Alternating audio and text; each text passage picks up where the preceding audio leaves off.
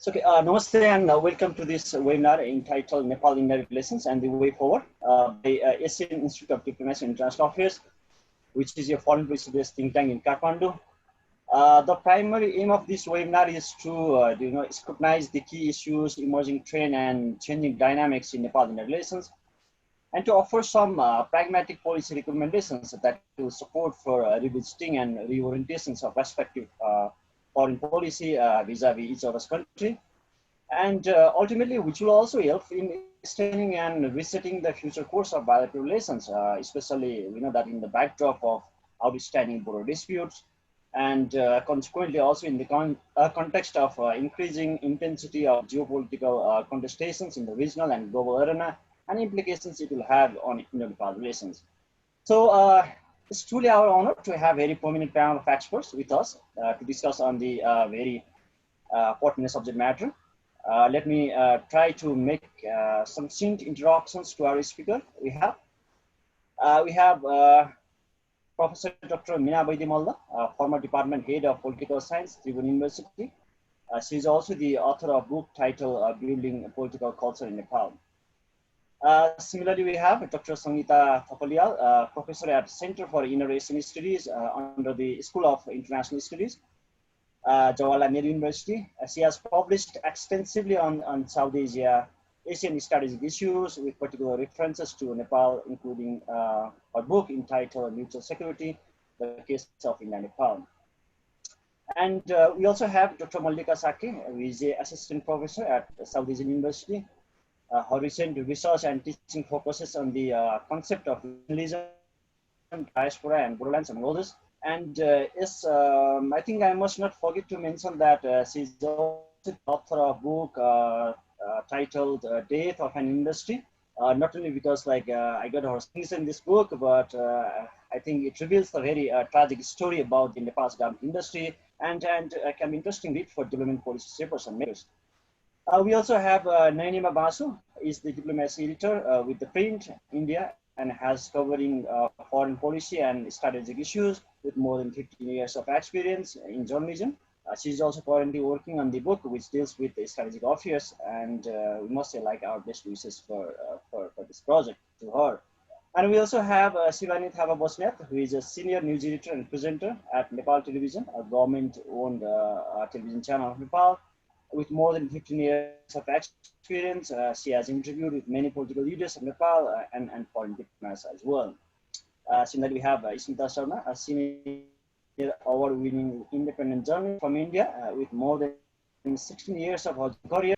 She writes on foreign policy, security issues for various news organizations, including ETV Bharat and Huffington Post. And we also have Shristi, a correspondent at Xinhua news agency from Nepal, with around a decade of experiences in journalism. So the format of this discussion will be each of our speakers will make their respective interventions in 10 minutes, and at last we'll have questions and answer session for 30 minutes. I'd also like to request our participant to use the chat box of this Zoom platform to write your questions, and please make questions for. We'll also encourage you to write your name, institutions, and country if you want. So without further ado, I'd like to request Professor Dr. Meena Madam, for instance. Thank you so much. Namaste once again, and good afternoon to all of you. First of all, I'd like to thank Asian Institute of Diplomacy and International Affairs, AIDIA, for inviting me as one of the panel of experts in this webinar on Nepal-India relations, the way forward.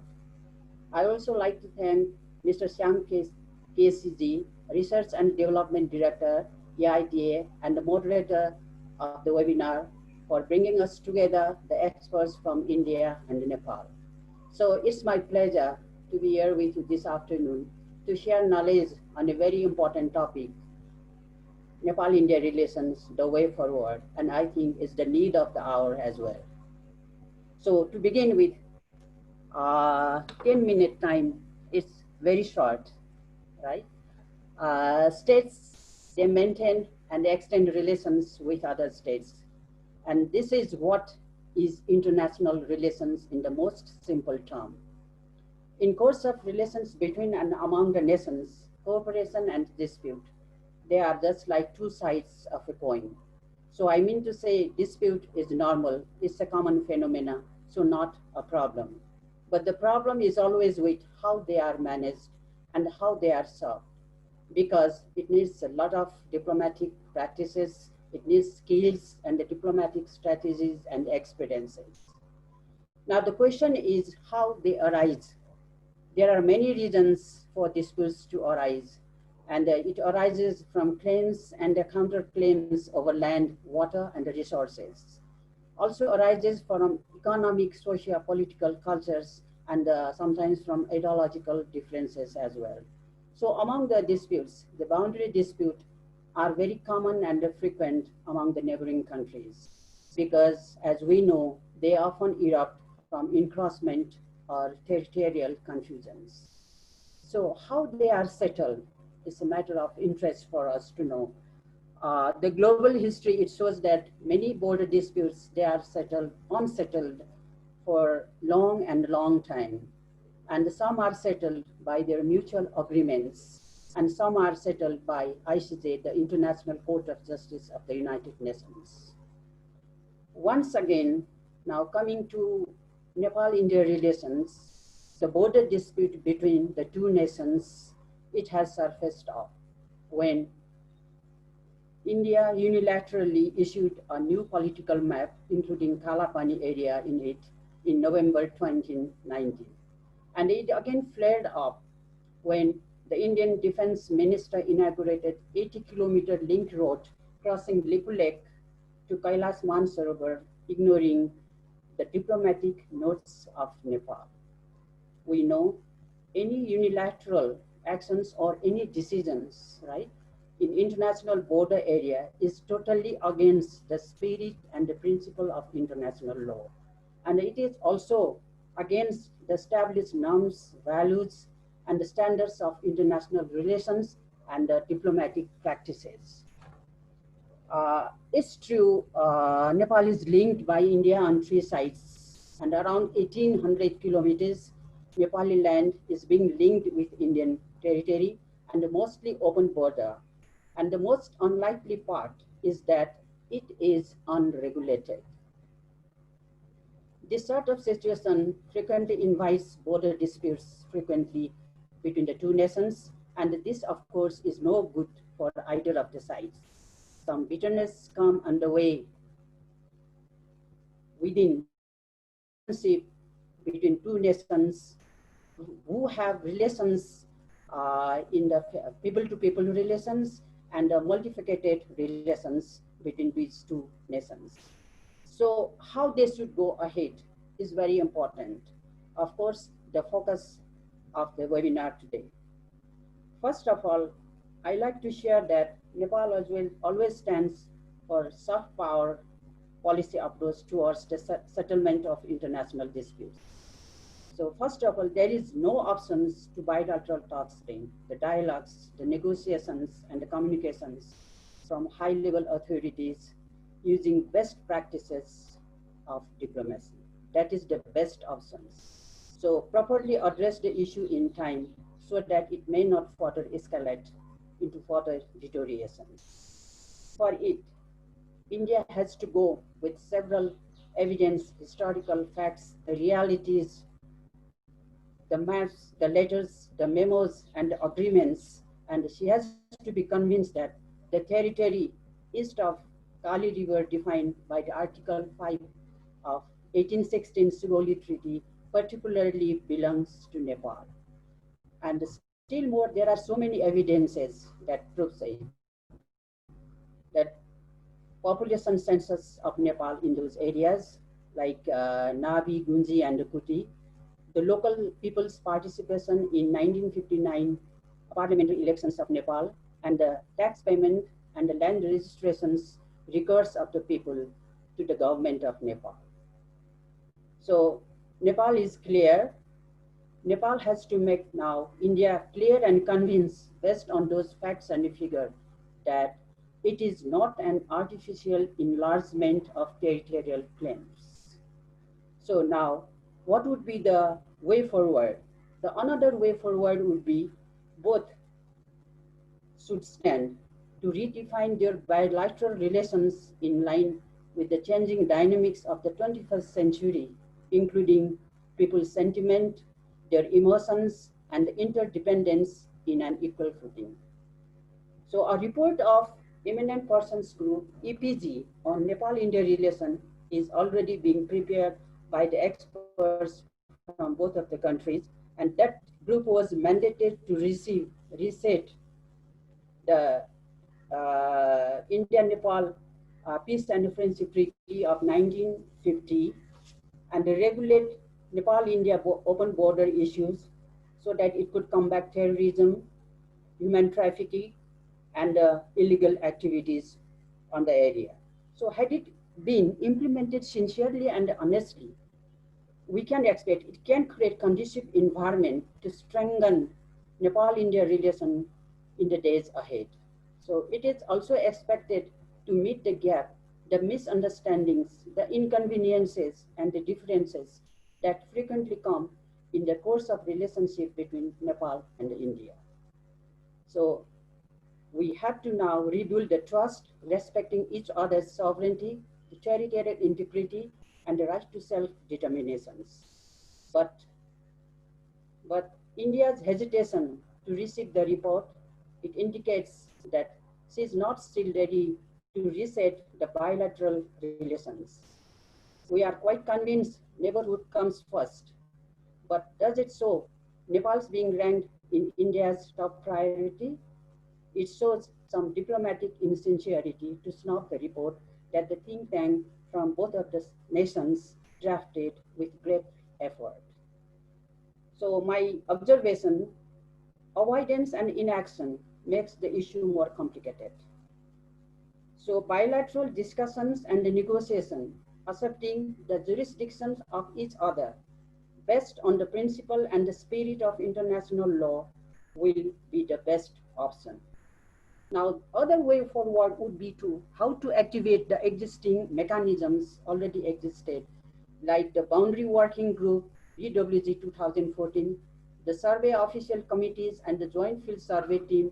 They were mandated to construct and restore, repair the boundary pillars, including clearance of no man's land, right?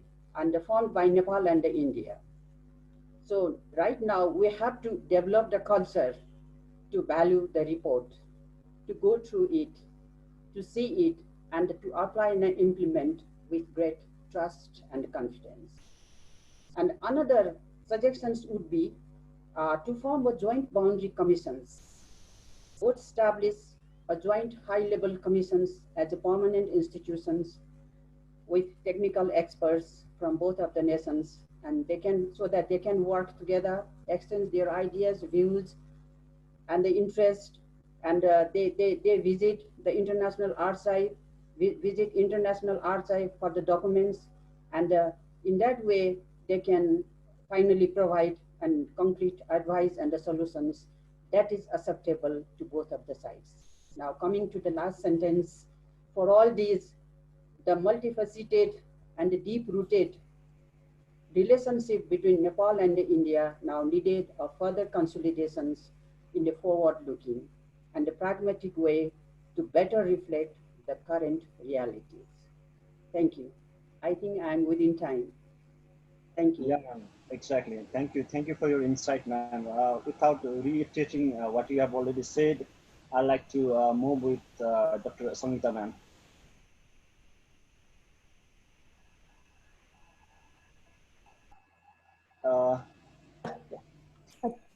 Thank you, Shyamji, for inviting me, and hello to all the fellow panelists. My previous speaker has given details from her point of view about India-Nepal relation. In this entire dialoguing that is taking place right now, not dialoguing, the discourse that is taking place right now, one has heard that despite border dispute, despite other tensions that exist between the relationship, there is close socio-cultural linkages between the two countries. And that is what my previous speaker also spoke about. Similarly, there are many other people who have said that, no, this is socio-cultural linkages between the two countries, this is rhetoric. There are others who say it's a cliche. So I thought that in this particular presentation of mine, I would like to discuss whether these are myths or these are realities. Okay. Now, if you look at any joint communique, any joint statement between the two countries, whenever the dignitaries visit each other's country, they always talk about really cultural similarities, religious affinity, geographic contiguity, and these are constant variables which describe India-Nepal relationship. In fact, these relations, if look from the political arena point of view, these kind of linkages have existed before India became independent or Nepal became democratic in 1950. And these political linkages, these ideological connections, they continued even after India became independent from the British or Nepal's freedom from Ranas. Okay, so the relations thus formed were pretty friendly. Political linkages were close between the two countries. And so socio-cultural identities that were formed between the people, it encouraged movement of people to each other's country. It actually, and this, like people from hills of Nepal have settled in the hills of India. People from plains of India and Nepal have settled in each other's country. And this was consolidated by the Treaty of 1950 that we have seen. This ethnic similarity that people generally say that has happened only between the border region, it wouldn't be correct, because the larger populace of Nepal was also affected by it. For example, look at the hill Brahmins of Nepal, categorized as Purbiya, Khomai, and Jaisi. And they traced the roots of origin, caste, and culture and religion in India. The matrimonial alliances between the commoners and the political elite or the royalists are common and alive between the two countries. Although the socio-cultural contacts appear to be fade as one goes farther from the border, and similar trend is visible in India also, where these cultural contacts thin away as you go away from the border. However, Nepalese in India, there are settlements, be it in West Bengal or in Dehradun or in Shimla and other places, they have close familial connections with people in Nepal also. This led to 2-3 important things in the relationship.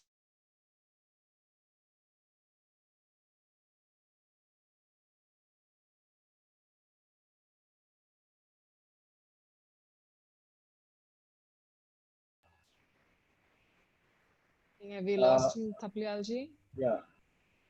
Sangeeta ma'am, we are not able to hear you. Maybe like you have low network bandwidth.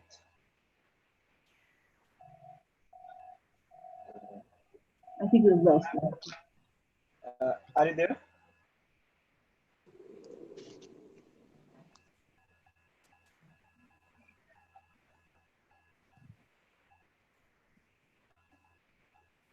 Sangeeta ma'am, hello. Are you there? Yeah, I think, it got disconnected. I'm sorry for that. Okay, please. Yeah. Shall I continue further? Yeah. So it has had an impact on how the relations develop between the two countries. For example, let us take religious tourism. Okay, between the people from India go to Pashupatinath, Janakpur Dham, Muktinath, etc., and it's continuous. Okay, even when there were people's war or there was advisory by various governments on movement of population or on tourism, tourists from their countries visiting Nepal, Indian government gave no such advisory for its own people. Similarly, Nepal is a cheaper foreign destination for Indians. It is attractive to the middle class tourists. Indians visit without passport. Indian rupee is acceptable. Language is not a major barrier. And you see the vice versa. You see the same thing happening from Nepal to India as well. This actually has led both the countries to consolidate tourism in a way. For example, agreements were signed where sister city relationship between Kathmandu, Banaras, Janakpur Dham, Ayodhya, or Lumbini Sarnath were established. However, does it mean that one would have close political linkages? The statements, you can see these views, people, political leaders who went from India to Nepal, in their statements, they have always mentioned about these historical ties, etc., to such an extent that it takes a personal dimension. Let me give an example of Nehru. When he visited Nepal, he said that, because of these close ties, I've had no feeling so far that I have come to a foreign country. And these kind of statements did not change with the changes in the government. We see similar kind of statements coming from Nepal also, showing the importance of socio-cultural association in the relationship. I give an example in 1960-61 when King Mahendra had taken over, he had dismissed Koirala government, and relationship between India and Nepal were not very cordial at that point of time. He came to India and he made a statement. The only single factor that is permanent in Indo-Nepal relations is the fact of geographical contiguity and cultural oneness. The geocultural unity of India and Nepal has found concrete shape in the close socio-economic contact of the two countries. So this is how, even when the relations were at a low ebb, the socio-cultural aspect of relation was emphasized by the leaders of both the countries. One of the political manifestations of these socio-cultural bonds is open border. And even though socio-economic and security interests were primary reason for India and Nepal to keep the border open, the socio-cultural similarities were equally essential reasons to allow unhindered movement of people and goods through the border. Now, there are many in India who agree that had Nepal been a country other than predominantly Hindu or Buddhist, it would have been difficult to keep the border open. So this cultural aspect becomes very important, also. Now, open border has served the interests of both the countries. If Nepalese could enter India unhindered in search of better employment opportunities, they can join all the kind of services except IES, IFS, and IPS. Indians also utilized the 1950 treaty provision to enter into Nepal in the wake of increasing economic development. Indians moving to Nepal were either skilled or unskilled laborers or from entrepreneurial class. So, however, on closer examination, it is apparent that these close political ties have created their own complexities also. The socio-cultural extension, it outshines the national identities, often leading to blurred identities and confusion. People's national loyalties are judged on the basis of their familial ties with people in the other country. Their nationality is suspect. It is easier to create us versus them within Nepal. Closer interaction of people also facilitated in interaction of ideas, ideologies, and political understanding between political actors, economic actors, military, religious organizations, and civil society members. The interest groups try to cultivate like-minded groups and try to alienate those that affect their interests, both within the country and from across the border. Each actor tries to cultivate its own constituency and addresses it for self-serving purposes. Now, close socio-cultural linkages do not signify similar foreign policy goals or strategic interests. You can see that in the early 1950s, for example, India and Nepal had similar strategic concerns emanating from communist China. But with the changing political actors or context, the common interests diverged. Similarly, the emphasis in the relations changed from special relationship to friendly ties and now to cordial relations. Close socio-cultural ties are not essential variables for forging close political ties. They are formed by political actors and have a rationale of their own. What we see today is that the generation is changing. The sentiments of people on socio-cultural linkages are fading. The generation that went to India from Nepal for religious or educational reasons is passing by. Nepalese now prefer Western universities for high studies and have particularly not much ideas and closeness with India. Similarly, so if you look at India, the generation which had worked closely with Nepal for their freedom movement or democratic movement, that has changed. The present Indian bureaucrats and politicians and policy planners actually downplay the cultural similarities between the two countries. First of all, India fears that overemphasis on the socio-cultural ties as a historical reality would be misinterpreted in Nepal and would give more prominence to the already preponderant image of India in the region. Most of the present leaders in India treat foreign relations from the prism of realism and national interest and not overwhelmed by the religious cultural similarities. The younger leadership in India is no longer interested in giving Nepal a special treatment and considers it as an equal, if not more important than any other neighboring country. However, it would be a generalization to say that voices within India and Nepal are one. people's perception cannot be defined in generic rubric of an all India or all Nepal perception. These are statist voices coming from Kathmandu and New Delhi, and that is what I see. When our media talks about protests on Nepali, on the streets of Nepal, I said, this is the voice of Kathmandu. The more you go out away from Kathmandu, you hear different voices. And I'm not talking about just bordering areas. Similarly, for many, the cultural similarities of roti beti ka rishta is cliche or rhetoric, but those who have familial ties, these are everyday realities with lived-in experiences. And here I'm not talking just about border area people. These voices are not confined to bordering areas of India and Nepal. There are Nepali settlements in India who have family links with people in Nepal. There are Marwadis in Nepal living for the last 100 years who have relations across the border. So what would be my assessment? I'd say that in practical terms, these socio-cultural relations have created links in each other's country, and they work during critical times. There were times when policy decisions were taken at a personal level. There are many instances where bureaucracy was against a policy, but at the political level, decisions were taken. On the other hand, during critical times, one group preponderates and either shapes a policy or acts as a pressure group also. The most important component, according to me, is the political connectivity. Nepalese and Indians have participated in, as I said earlier, in India's freedom movement against the British, and later on democratic movement also. So Nepali Congress and Communist Party of Nepal were born in India. So one would think that these traditional linkages existing between the political actors would help in negotiations and discussions.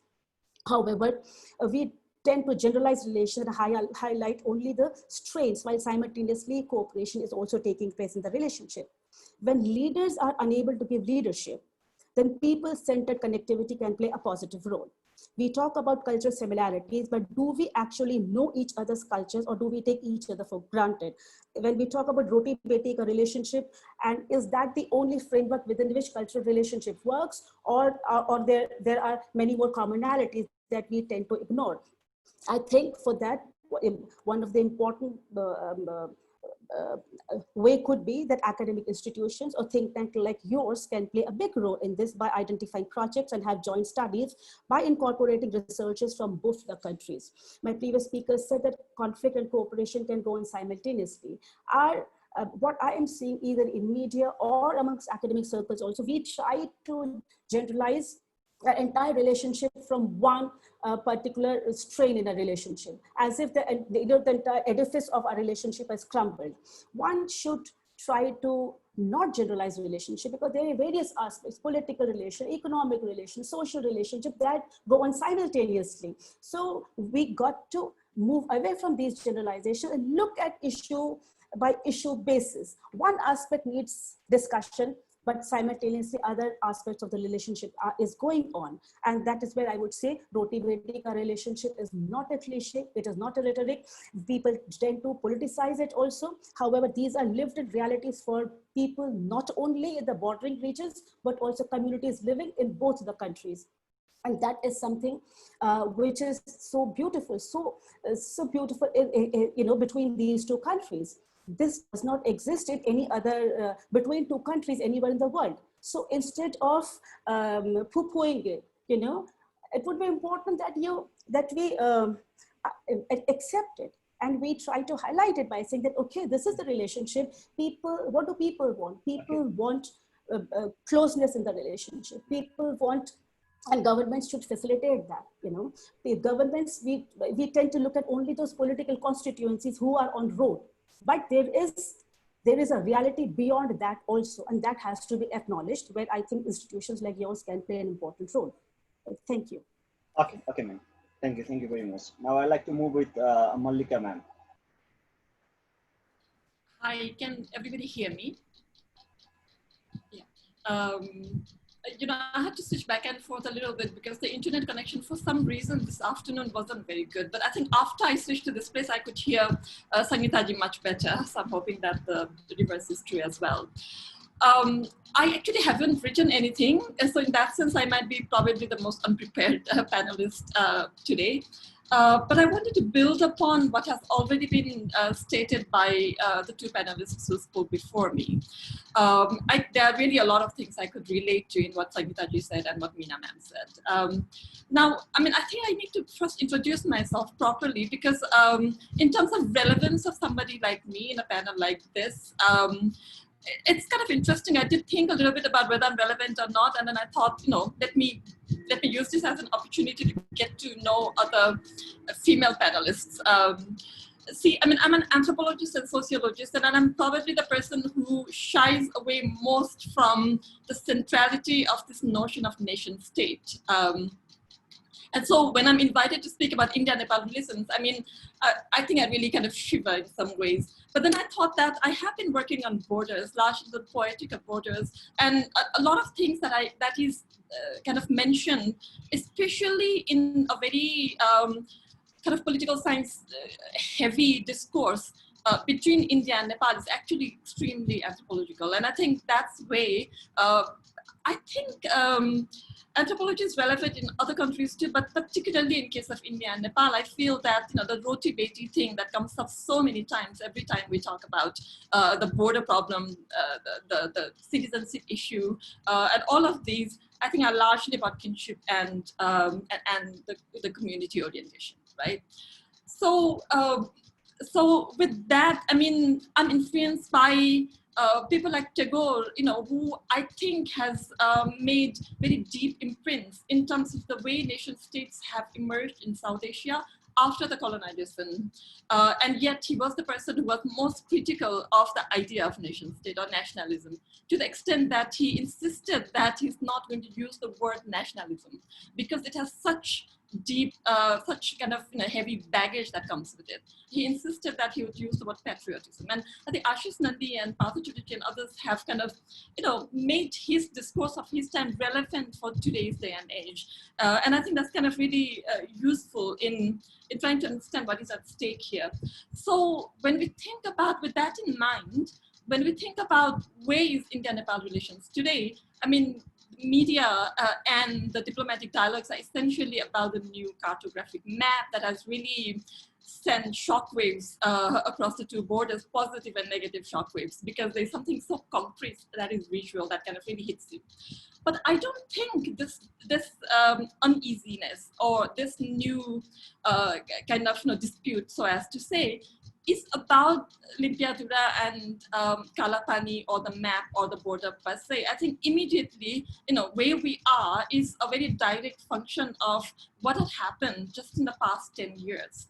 And these are not only political or border issues. I mean, I think what is going, I mean, kind of in from distance, reviewing the media in Nepal, there's such big discussions going on about the potential or possible or not possible change of the cabinet as a result of not so much the border dispute, but so much more about the internal party politics. And then it takes us to the merger of the two you know, major left parties just a few years ago, right?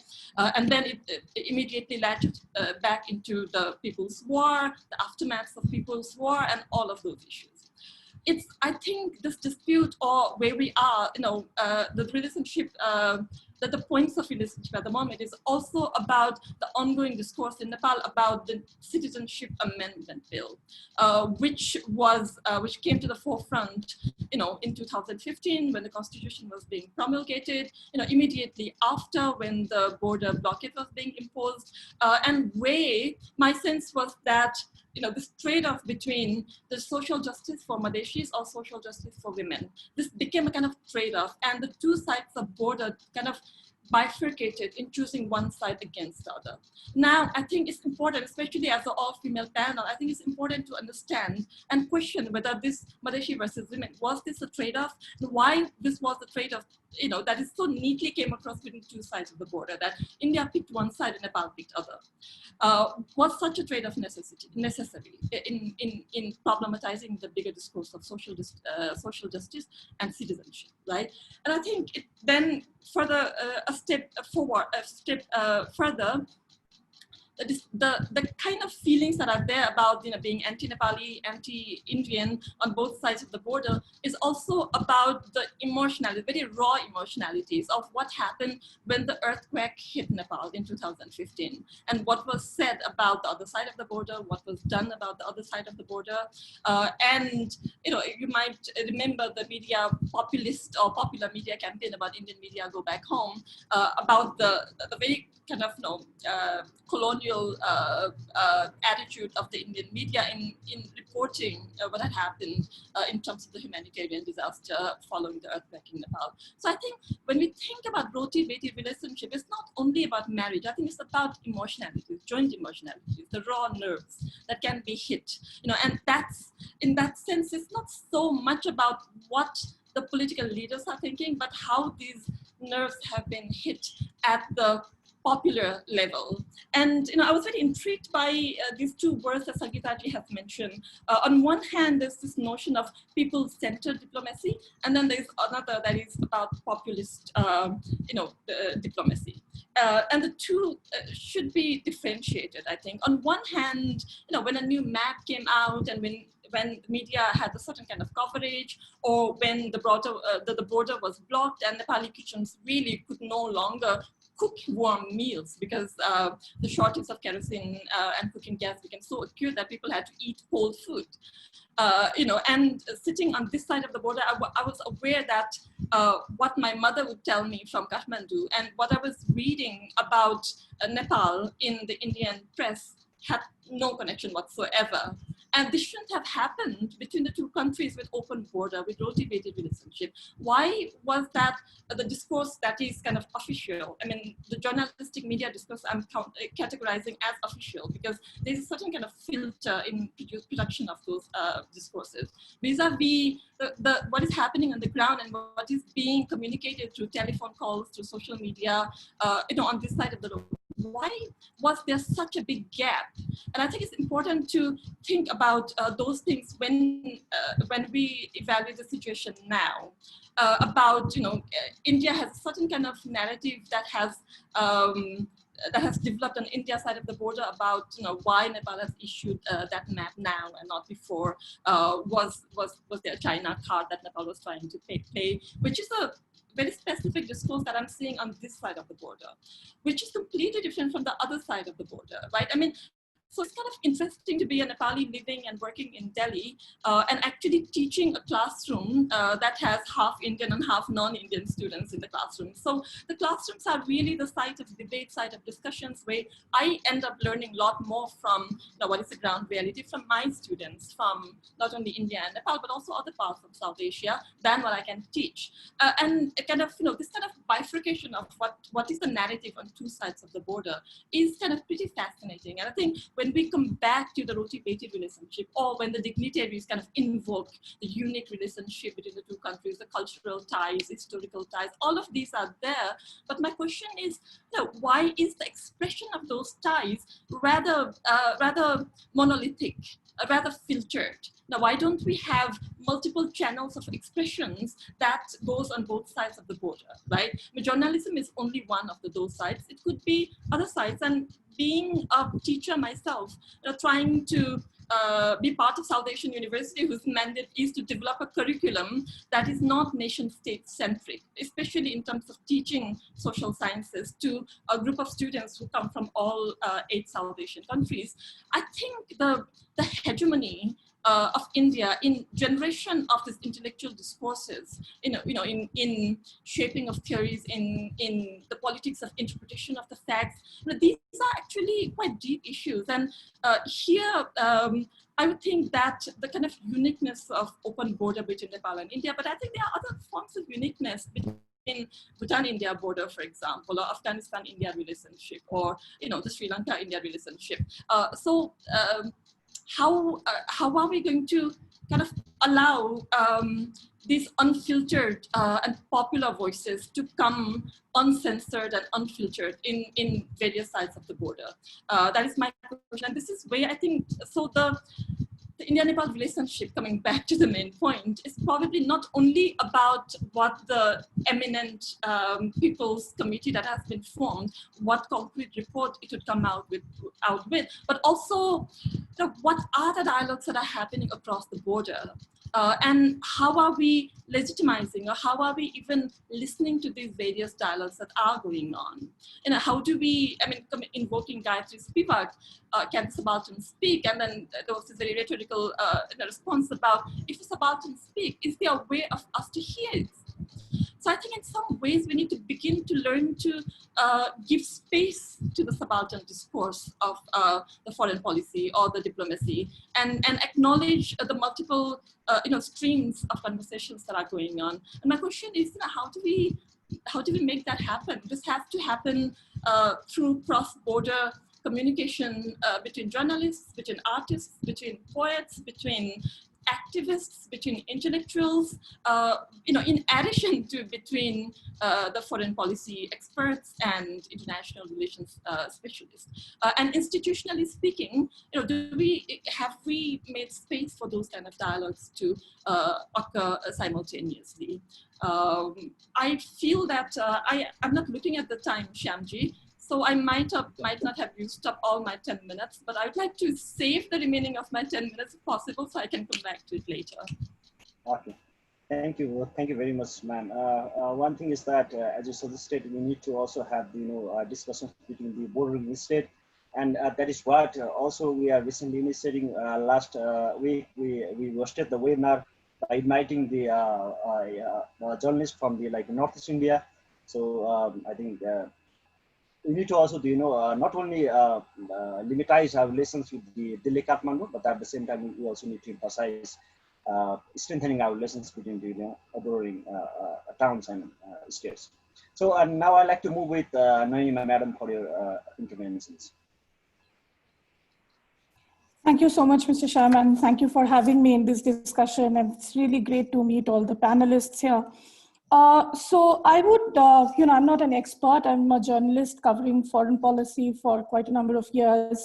So I would not really go into the fact that what makes this relationship unique and how close we are. We've spoken a lot of this, and all my previous panelists have covered it. I would talk mostly on the fact that what is the way forward, what happened recently that blew the relationship out of the skin, I would say, and today where we are. So I would say that yes, the immediate trigger definitely was the inauguration of the new road to Kailash Mansarovar that Defense Minister Rajnath Singh did. However, having said that, it is also true that India also took another step unilaterally to release a political map last year. That is also because the abrogation of Article 370 happened. And at that time, yes, Nepal did say that it wanted to discuss, and India had other issues to look at. But at the same time, I would say, yes, India had been really sitting on this issue for a very long time, especially when the Modi government came into power in 2014. And then there were these 2 visits by our former External Affairs Minister, Sushma Swaraj, and then Prime Minister Modi went. And they both had agreed to the fact that the issue of Kala Pani will be discussed. Yes, it is true for the last 6 years, there were no discussions. The EPG had given its report and other things. However, having said that, and this is something that we have been questioning, the Indian government also, at least being part of the Indian media, as to why you are not having a dialogue with with Nepal. And the fact that even virtually what the Nepal ambassador here had been stating, that why not at least have a virtual dialogue on this issue. However, I feel somewhere down the line, when you take such a step, keeping in mind the historical aspect of the relationship, it really comes to your mind several questions and suspicion as to what was the hurry suddenly to go ahead and take this kind of steps in such a blistering pace. Now, I'm sure Nepal has its own argument, and I do understand that today's Nepal is a completely different Nepal. It's a modern Nepal that wants to have its own positioning in the world. I completely understand that. Gone are the days when Nepal was seen as the yam in between India and China. Having said that, it is also true that India has never said that it will never sort of discuss, it will not discuss the disputed issue of Kala Pani or other things. It has always stated that yes, it is disputed. It has always stated the fact that we will discuss it. I would really throw up certain questions because I'm sure that is how experts will comment on it. So that was one issue. India never shied away from the fact that no, we will not discuss it with you. Secondly, the fact that when the road got inaugurated, it did not get inaugurated, suddenly overnight. Nepal was very much aware of the issue that the road is being built. Yes, in 2015, when Prime Minister Modi went to China and there was this discussion on opening up Lipu Lake as a trade route, and Nepal had protested even then, the trade route never sort of got enforced. And that is also because Nepal had objections to it and the fact that India recognizes the fact that it was never discussed and the solution was never done. However, when you unilaterally go ahead and change the map and then go for constitutional amendment, and then you think of a way forward, that I think becomes a little difficult. Now, the past is past. Let's look at history and learn from the mistakes. So the point is, where do you go from here? If Nepal really wants to take India head on, then it should not be talking of a dialogue, because really after the kind of steps that Prime Minister Oli has taken, what is it that you are seeking in a dialogue is something that I would really like to know from Nepal. I'm sure they will have their own kind of arguments for this. Having been a journalist, I've spoken on both sides, and if you open up my articles that I've written for where I work now, the print, you will see I've taken viewpoints from both the sides, right? So when you talk about a way forward, so would you like to really go to the United Nations and tell the world, listen, this is where we are from, and this is where it is a new map? Then what? Then what kind of a dialogue would you really want with India? Also, let's not shy away from the fact that, yes, it sounds probably not good, but it is also true that China now plays a huge role in Nepal. And probably India, it is difficult for India to fathom that fact, but that is true. And that is something India needs to learn to live with. Having said that, it is also true that Nepal is now trying to probably show India that, we don't really care even if you are our bigger brother or whatever it is. I would not like to go into that. But then the point I'm making out here is, how is it that Nepal is looking at a way forward? Because frankly, for India, the way forward was to have a dialogue and settle the matter. And whatever India has done on that disputed area, it has never done, even if it has, posted its military posts out there, or even the map when they had released it, everything was done keeping Nepal in mind. Yes, I would also agree to the fact that of late, when Nepal had been wanting to have a discussion, Nepal ambassador was not given time to meet. All these had been not really good steps that the government has taken.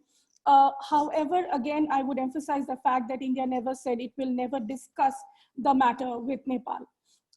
So I would really try to understand, and I will really not go on for 10 minutes, stating what is already stated, because I would rather want it to be more interactive with people coming up questions. But my really question is, what can be the way forward? How can you even now, if you think that India will be sitting for a dialogue, what is it that you would want from that dialogue? Because you've unilaterally taken the step that you had to take. Good or bad, yes, Prime Minister Oli is having his own internal issues. In India also, India is a loud democracy. Everybody knows what is going on in India. It is very easy to blame the media all the time for whatever is happening. But then if you think of the political leadership also from both sides, tomorrow if Nepal sees a split in the party, then who discusses what with whom? What is the way forward? Yes, it has been a humongous support you've got on the new map, but my question would be, and I'm not an expert, so I would not answer that. I would really like to know from others, how do you see the way forward? You either go to United Nations, tell the world, and then India is also going to say that, sorry, we do not accept it, because India has clearly stated it will not accept the artificial enlargement. So then it opens the Pandora's box, and then how do you control it? Because let's not forget, China is also a huge stakeholder in this. And how then these three neighbors really sit together and talk? So I think that was something we need to discuss. And I do not really think, that's my last point, that when Prime Minister Oli did all of that and he was riding that anti-India tiger, maybe he did not take into account the fallouts of it in the longer run, because let's not forget, in a post-COVID world, the geopolitical axis is definitely going to change. It's not going to be the same world that we were so used to. So that is like my point. I would definitely think we need to discuss this more. Thanks a lot. Thank you. Thank you very much, Nayanima ma'am, for your insight. I think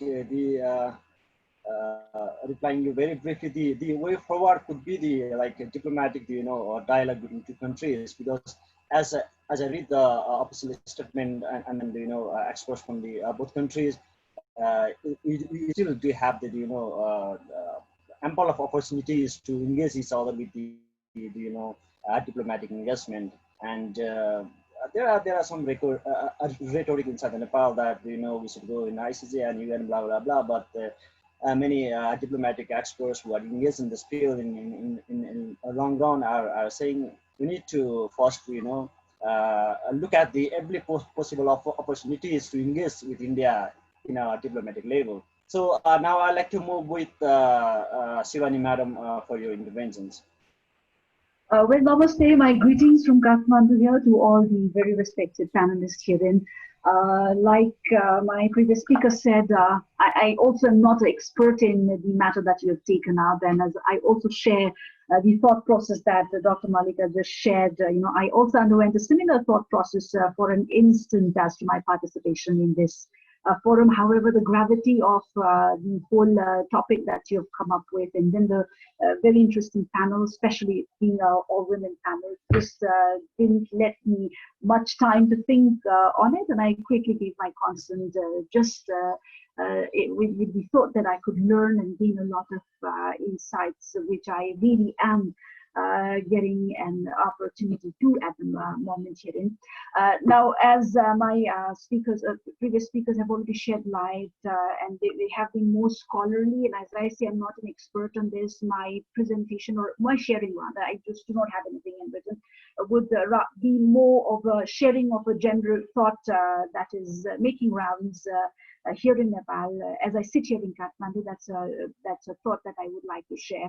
And as one of my previous speakers just shared, the question that I wish to float is certainly that standing on the so-called rhetoric or the cliched social-cultural proximity, have both the countries, Nepal and India, sort of undermined or taken for granted this relationship, which otherwise could have opened avenues for newer opportunities, especially at this moment, in this time when the world is really changing for the better, of course.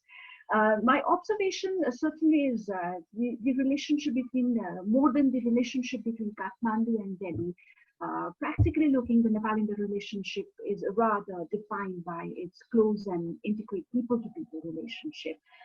And that relation, that similarities, as you've already mentioned herein, that does not limit just to the Tarai belt, and it penetrates up to the higher hill areas.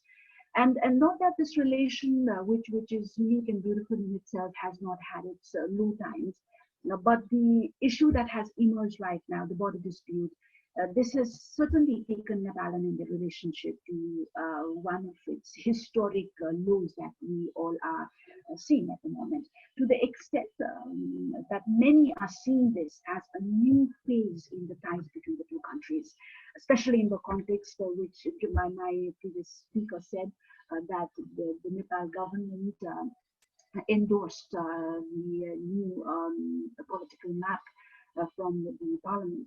Now this apart, the point of concern. Sorry, Shivanee, is it possible to just slightly increase your audio or something? I can barely hear it. Is it?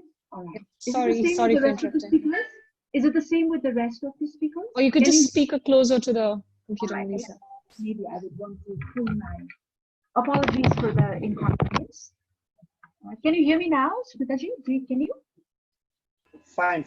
Good now. All right. So putting all this aside and not being specific to a particular issue, the point of concern at the moment, from what we see, is the apparent bitterness and the continuing exchange of the bitterness at the people's level. Never had in the recent history that this bitterness surfaced. I stress on the word surfaced to this level. And technology, as you've seen, has certainly largely aided to this, which in itself is an alarm to those in the reins that diplomacy, unlike in the yesteryears, when it was certainly not visible to the public eye, is changing and adding a lot of challenges to it. Now, this ongoing exchange of bitterness and inflammatory statements certainly can prove detrimental if a positive intervention is delayed. That's the observation that we see at the moment. Now, coming to the dispute itself, I am not an expert. This is just a general view that I'm sharing, that the emerged border dispute, which we all agree that it's not an issue that Nepal took up just overnight, but it's been an issue which Nepal has had a long-standing claim on. Now, despite this fact, the question raised by the authority or the scholars, quote unquote, on whose behest is Nepal retreating up things against India, quote unquote again, this certainly opened up a whole new avenue of discourse and argument or dimension in the relationship between the two countries. Now, the statement itself speaks volumes, on which the previous speakers have already shed light on, so I don't want to really go into it. But here in Nepal, especially this question, this was perceived as a question on the capability of a sovereign nation to raise an issue of importance that was directly related with its national interest. Now this was sort of followed by the continuing exchange of inflammatory statements, as you already shed light on, and also that these were fueled again by partly by disinformation, underreporting. There was some mending information, of course, but also I again emphasize technology certainly has played a very important role in the whole process in this episode. Now, to those who understand, or especially to people on both the sides who understand the importance of this relationship, they know that this should stop at the moment, because Nepal-India relationship is wide and large. And should not be specific or defined by one particular episode or event. Now, both sides at the moment feel that this should be stopped, and both sides should try and work on dealing with the crisis, with the crisis of confidence and the air of skepticism that is prevalent on both sides, if you would agree, because the trend shows that India, the thing that should come to an end, as people believe, is India seeing the role of China in every little development that happens here in Nepal, and then the tendency of Nepal alleging India for everything that goes wrong. That's been a tendency or a general perspective or a psychology that is in the air. That's what we've seen in the recent past.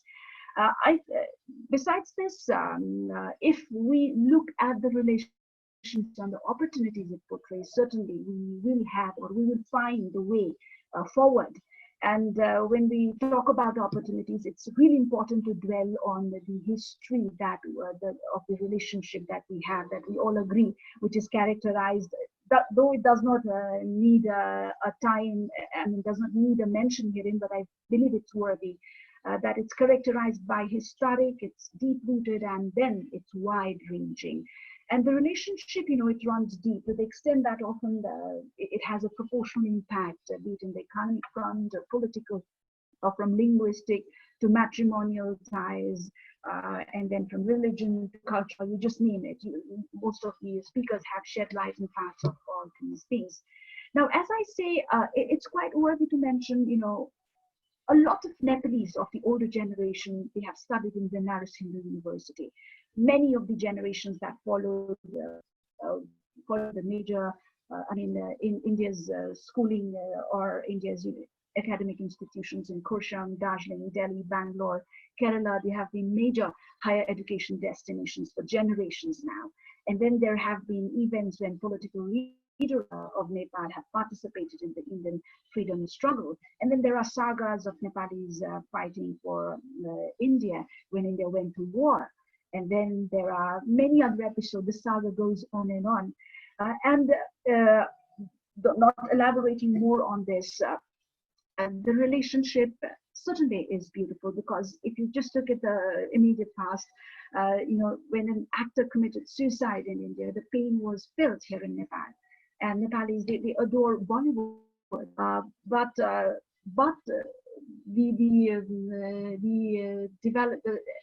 current bitterness that has developed were directed in such a way that many refrain from posting their sentiments up on the social sites as well. So this is a bitterness that could have a very long or far-fetching impact on both the relationship on the long run. Now you ask the experts, coming to the serious matters, ask experts about this bond, and they will explain how, guided by common civilizational wisdom, Nepal and India have enjoyed the benefits of open border between two sovereign independent nations, which is unique. And this is an idea even countries regarded as advanced or most developed are just beginning to understand and emulate. And I think these are things, though these are things of the past and have come up with challenges of their own, these are things that both the countries need to pay heed into. But unfortunately, what we're seeing right now is that this old bond is gradually withering away. And the reason the reasons certainly are multidimensional, and both countries need to pay heed to their changing global and regional dynamics as much as their own internal ones. Now, today, coming from what I stated a little today, if you look at the scenario here in Nepal, more and more Nepali youngsters go to the United States or European universities for higher studies. And then there is a significant bulk who are venturing new employment destinations besides India. Here, I do not only mean to point out to the fact that India is no more the attractive destination, but this is actually opening doors, the youths or Nepalis towards the world. They're seeing more of the world. They're gaining more perspectives. They're gaining more insights and coming back with newer skills back to their home countries. Also look at the international trade scenario, which actually is a bulk with India for Nepal right now. But the face it is also altering very, very fast. If you look at the tourism sector, which stands as a backbone of Nepal's economy, the Chinese tourists have now become the second largest cluster of tourists into Nepal. And there are more Chinese cities now directly connected to Kathmandu than Indian cities. Now, this volumes about the dynamics of how relations are gradually evolving. I'd like to rather use the word evolving than changing. So things are changing rapidly with the changing in relation to the changing global scenario. Now come to Nepal, historically, as you already said, between the two borders, the country has, since the very olden times, has made very cautious relation with the two powerful immediate neighbors, and is a very vital foreign policy priority. But if you look at the chronology of events, after 1990, things changed largely and very widely for Nepal. And the prolonging instability has posed innumerable vulnerabilities for the country, both internally and externally. And this is the time when Nepal's foreign policy started to fluctuate or get a little shaky. And lately, just fast forward, I just don't want to go quite deep into it. Just fast forward, come to the recent scenario, and it's quite evident that internal discord. And then there is the external demands, which are affecting Nepal's foreign policy, despite the government making attempts to make relevant improvisation in its foreign policy, wherein it has stressed that it stresses that the country be regarded and dealt with as an equal, regardless of its geographical or economic size. Now, that's the statement the government is trying to put forward, and could possibly the present or the current gesture might be coming from this very fact or the statement that it's trying to make. But even having said that, the diplomacy at the moment certainly is here in Nepal to deal with the challenging vulnerabilities and external pressure.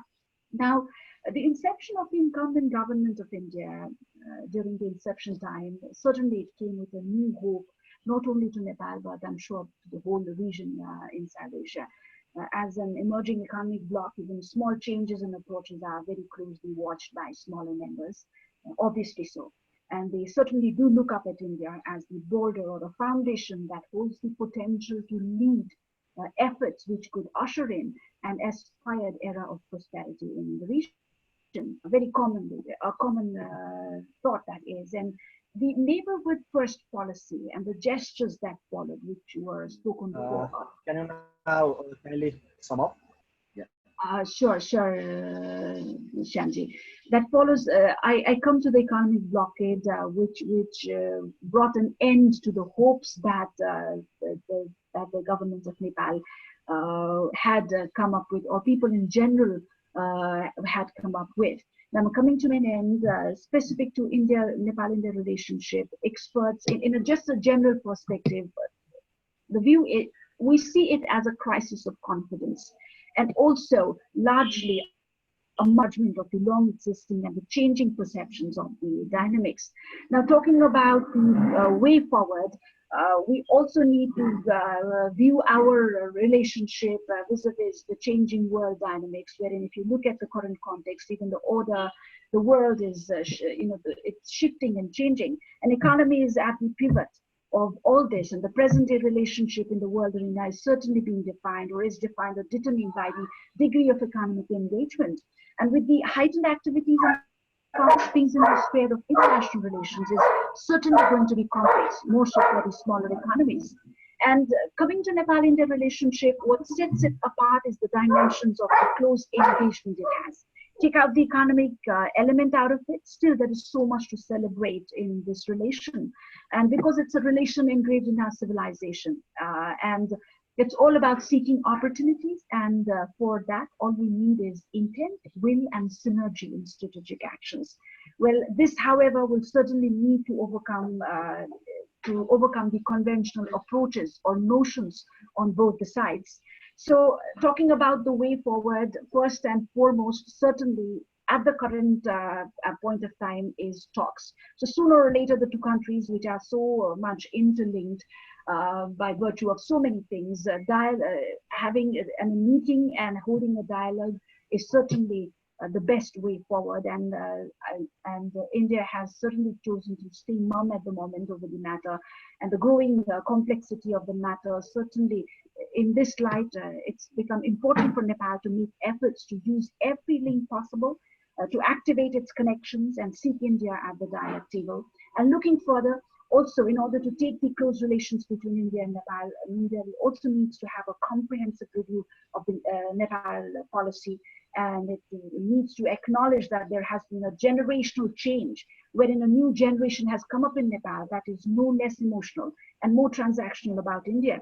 Also, prioritizing vital relations with the two neighbors without making others feel neglected is the real test for Nepal's diplomacy at the moment. And it has become important for Nepal to understand the changing landscape, approaches, and skills of the modern day diplomacy. Also, as I end, excessive politicization on one side and over-bureaucratization on the other side have been one of the major causes or factor to the topsy-turvy path that the two nations have had, which they say has led to the mismanagement of relationship, creating a crisis of comprehension and trust deficit. And the politicization and de-bureaucratization with enlightened leadership supported by competent and committed professionals can certainly help reset relations for a much higher level of welfare of the people on both sides. And I read somewhere, and at intervals, some leaders have been stressing on the fact, quote unquote, China as a constant in the new regional diplomatic equations wouldn't be a bad idea either, unquote. As I end, I quote a statement from a seasoned diplomat. If understood and managed well, Nepal-India relationship can be a model of interstate relations 21st century and beyond. Thank you. Thank you. Thank you, Shivanee ma'am, for your insight. Before moving to Smita madam, I'd like to request our attendees to, write your questions in the chat box or Q&A box, and please also mention the name of the speaker whom you want to answers the question. So that will be easier for us to manage the time. Now I'd like to request Smita Madam for your interventions. Thank you, Shyam. It's good to be a part of this erudite panel and listening to all the views. And it's difficult when you're your speaker towards the end because most of the ground has been covered by then. But I'll keep my comments, in fact, brief. And I think there are three issues out here that we need to focus on really at this point in time, because what you're seeing today, I do agree with my previous speakers, be Dr. Meena or Ms. Sangeeta Thapliyal, that these are larger manifestations. This is not really just about the boundary dispute. This is about the undercurrents that were prevalent. Either they have been ignored or some sides have lived in denial about these, which are manifesting themselves in this kind of a worsening of ties that we are seeing at this point in time.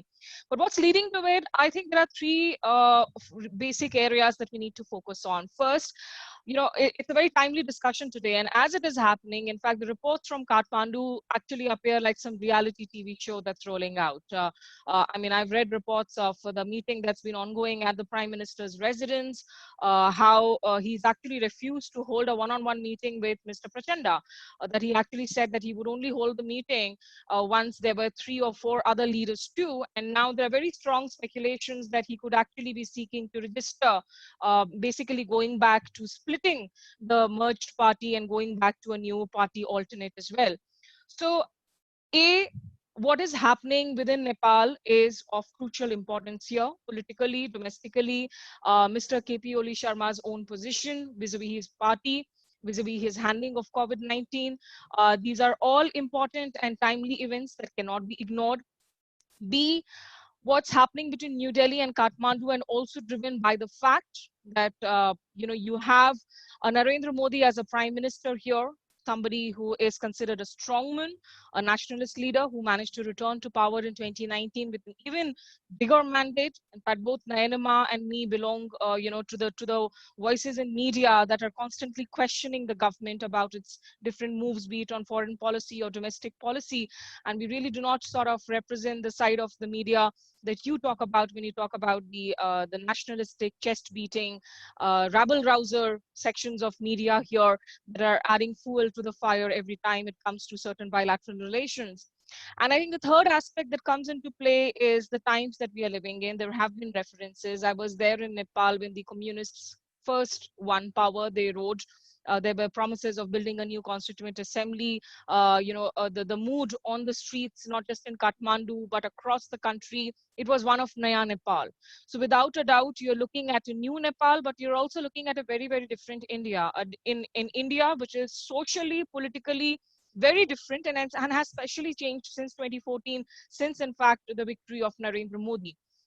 So under these circumstances, if you were to look at this current border dispute, I mean, I agree with Nayanima where she's already raised the Ministry of External Affairs' perspective, which said that, look, the road wasn't built there overnight, and that, for almost 5 to 6 decades now, there has been substantive development work, or in fact work in that territory.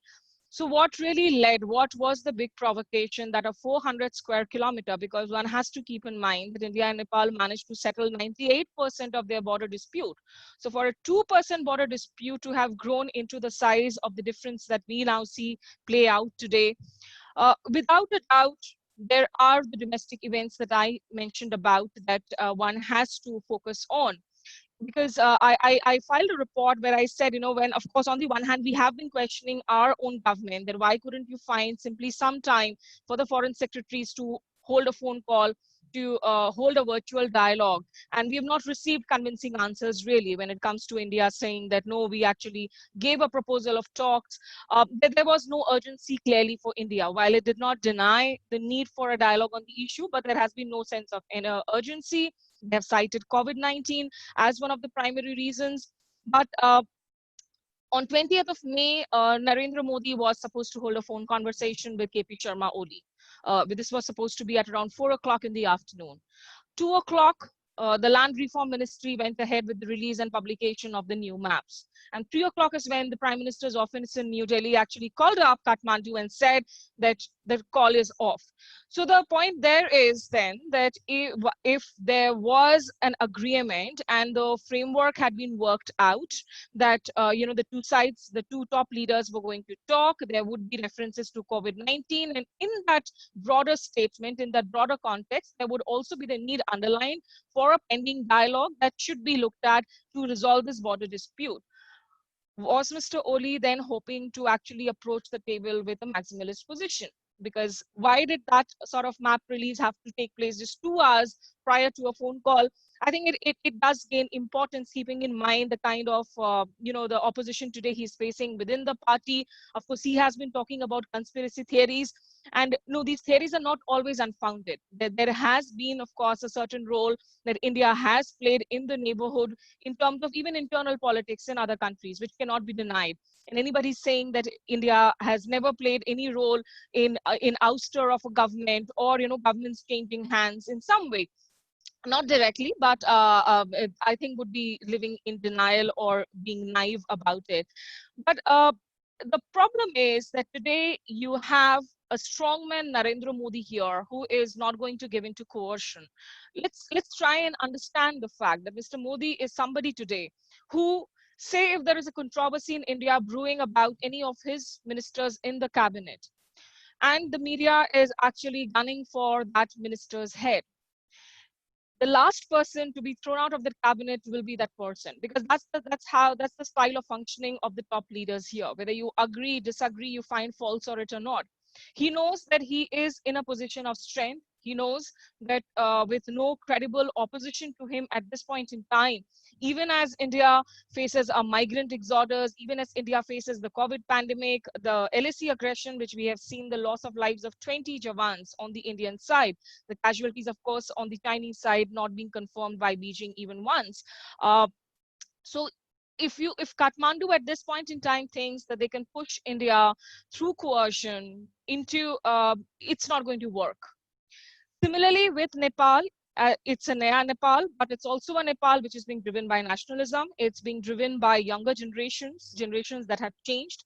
Mallika mentioned about the 2015 blockade, which India continues to officially deny. And I remember during my conversations in South Block at that point in time, I came across Indian diplomats who were actually of the opinion and who confessed later on, they thought that when this entire row started over the constitution, whatever New Delhi was doing, that, somehow Kathmandu would be forced to come down from its position within 10 days. And they miscalculated because it backfired.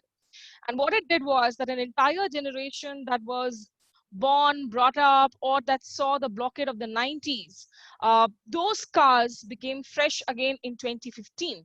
So by the time you had a previous generation settling their traumas, healing with their past wounds, you had new wounds opened up. And playing the anti-India card, I mean, with the communists is not something new. While India has played a very, very important role in which, through which, of course, the Maoists who otherwise were underground, we saw the kind of bloodshed that happened in Nepal for decades. The way the Maoists came to power, the communists in India and other political leaders had an important role to play. Despite that, from time to time, I mean, today, if there is a power grab or if there is a power split that's happening between Mr. Prachanda and Mr. KP Oli Sharma, both these leaders have been in different positions at different times, where they have also trucked along with New Delhi on issues, and they've also in fact turned around and said that New Delhi is trying to oust me out of power. So these are pure political power games that are going to in fact play out here. But yes, they do in fact endanger then the larger relationship that we are talking about, the entire gamut of relationship that my previous speakers talked about. That's what is going to be at risk. Nayanima asked that, what does Nepal really want? Do you think you'll be able to then approach the UN? My question is, with the constitutional amendment that has now happened in your parliament, will the foreign secretaries meeting, will a technical level meeting happening actually have a validity now to even take forward the construct? to even take forward the dialogue? Or this has to be at a political level? I mean, is this an amendment that you can actually rethink about? Can this again be taken back in Parliament, even if you were to push for dialogue at this point in time? Because you did close certain doors by going through with this amendment. So, and the moment you talk about nationalism, the moment you talk about hyper nationalism, obviously it becomes very difficult for any of the parties to speak against it. We have seen the experiments happen in India also. I mean, even when demonetization happened, we had a lot of names happening and stand-up comedians happening who actually took to that phrase, soldier bol diya. The moment you talk about the soldier, ki soldier wahan pe kar raha hai, so the argument has side. These are constructs that are happening across the world. And I think the third element, as I just conclude, is basically there was the reference to China. Shivanee spoke about China. Shivanee spoke about how, there are so many villages now in China that are in a way connected. The people-to-people connect that has been increasing. Look, I am one of those people who have taken to social media to criticize people who have simply blamed China directly for what's happening in terms of this dispute, because I'm of the firm belief that this dispute is not something that originated because of China.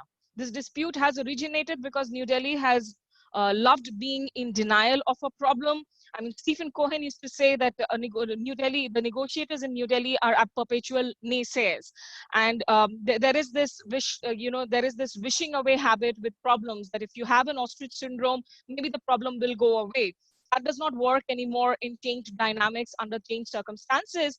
And when you are living in times when there is a tussle, an hegemonic tussle between the United States and China, clearly, I mean, Xi Jinping today does believe that his time has come, that China's time has come in the world. It's not just about India-China aggression at LAC. You look at the South China Sea issues, you look at East China issues. India has faced problems in the past where China has acted as troublemakers, be it in Maldives, be it in Sri Lanka. So if Nepal and Nepalese people were to put themselves in India's shoes, I think geopolitically, when you are a bigger power in a region, there will be doubts. There will be, in fact, tensions that will exist, which you cannot deny away. So to say that, oh, India is behaving as a bigger brother, if India does not behave as a bigger brother, then India is accused of micromanaging Nepal's internal affairs. The problem is that today there is an issue with China and the rest of the world. So you can play the victim card, you can play, and you look at Bhutan. The eastern sector in Bhutan, which was absolutely considered settled, there China has in fact now raised a new problem by trying to claim a sanctuary as a disputed area. The Bhutanese, in fact, commentators are surprised about it. So there is an issue of a friction between China and the bigger powers in the world today, which will have an impact, which is something that New Delhi will have to be on the lookout for. It is important for it. I mean, in the LSE scenario today, the LSE has changed forever. We can say that. The de-escalation, disengagement process in Galwan, in Pangong So, these are going to take a long time. But the nature of LSE has changed. Generations of Indians, which took a whole lot of time following the 1962 war to actually start to trust China, to increase trade ties, that has seen a complete backward movement now following what has happened in Galwan. And these things will have a reflection on third countries too. So while China may not be actually originating and triggering the crisis, but there will be those speculations about it playing the role of a troublemaker or wanting to fish in troubled waters. So these are larger issues. And I think for now, going forward, while dialogue, of course, should be ideal and would be ideal, I don't see New Delhi coming to the table anytime soon. In any case, it is completely focused on the issue at hand, which is dealing with China at the moment. So at best, I think you will see this problem stretching out and festering out for a longer, but there has to be a cool-headed, because if you take to jingoism, if you take to, belligerence, it's not going to serve larger purposes or national interests on either side. Thank you so much. Thank you very much, Smita ma'am, for your take. Now I'd like to move with Shristi ji. Before that, I'd also like to request our speaker to look at the chat box and then Q&A box. There are some questions. I can read out for you, but at the meantime, it is also easier like if you go through it by yourself as well. Now, Shristi ji, over to you.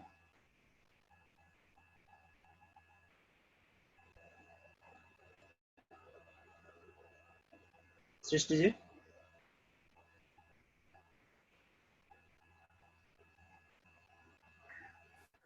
Good evening, everyone. I hope you are hearing me well. Is it okay? Yeah, please take it forward.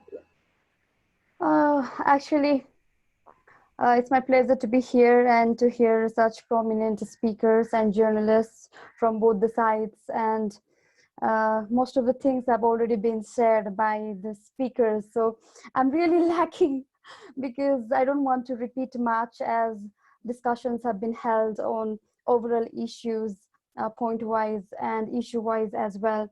I just have to say a few things here. Talking about Nepal-India relations, yeah, we have like a lot of commonalities in terms of social relations, political, geography, cultural, religion, and so on. We often call this relationship as special and unique in the past, especially the Indian narrative. We often heard about it, but as the time is changing with the change in the context, I don't think it suits much for now, because irrespective of geography and population or the size of economy, India and Nepal, like they are equal. They stand on equal footing. We both are sovereign nations. And we have very good relations, but the thing is the political relations has overshadowed all other issues. We have like very good economic relations in terms of trade, in terms of connectivity and everything, but unfortunately political relations has overshadowed all those issues, and we are only talking about dispute and controversies and bitterness for now. So it's really unfortunate for now. I feel like that. I haven't prepared any written statements, but I would just like to add a few points. While talking about map, obviously it's not an overnight step that Nepal has taken. We need to see the sequence of events right from 2019, when India unveiled the political map in November. So we need to see from that incident, I mean to say from that development. At the same time, Nepal had sent the diplomatic note to India, which was ignored. And after that also, Nepal sent another diplomatic note as a follow-up, but it was ignored as well. Till now, maybe Nepal has already sent at least three diplomatic notes, but time and again, India is not ready to respond to any call. So I see a problem over there. So it should not be like seen from an overnight perspective, but we need to see the we need to see from 2019, or not just 2019, from 2015, when Modi visited, Indian Prime Minister Modi visited Beijing and signed an agreement with China. At that time also, Nepal had sent a diplomatic note. So it's a chronological of events. We need to see since then, in 2015, when the economic blockade was imposed. Since then, anti-India sentiments have been like very much prevalent in Nepal. Our previous speakers have already mentioned about this as well, which India never accepted.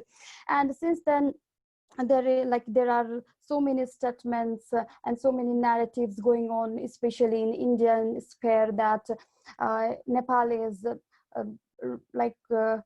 acting on the behest of external forces, particularly China.